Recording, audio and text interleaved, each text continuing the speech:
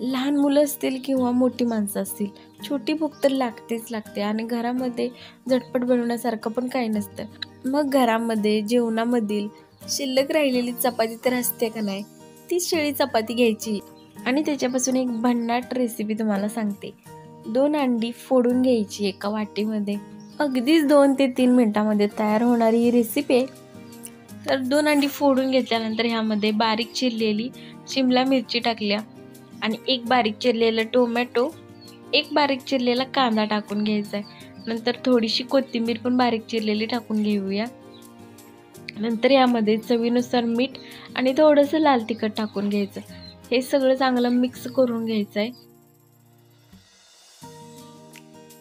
हे सगळं व्यवस्थित मिक्स करून घेतलं की नंतर गॅसवरती तवा गरम करायला ठेवायचा आहे. त्याच्यावरती थोडंसं आधी तेल टाकून घेऊया आणि तयार केलेलं अंड्याचं मिश्रण त्याच्यावर पसरवून घ्यायचं आहे व्यवस्थित. म्हणजे चपातीचा जेवढा शेप आहे तेवढं पसरवून घ्यायचं आहे.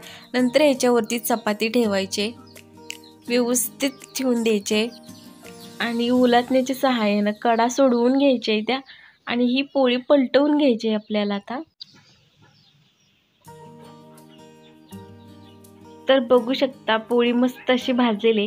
ह्याच्यावरती थोडंसं चीज खिसून टाकूया, थोडंसं टोमॅटो केचप, थोडंसं मेयोनीज आणि रेड चिली सॉस टाकूया आणि असा रोल करून घ्यायचा आहे.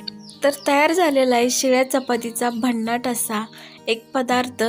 लहान मुलांसाठी तुम्ही झटपट बनवून देऊ शकताय. छोट्या भुकीसाठी तुम्ही हा पदार्थ बनवून खाऊ शकताय. तर रेसिपी आवडल्यास चॅनलला लाईक, शेअर आणि सबस्क्राईब करा. Thanks for watching.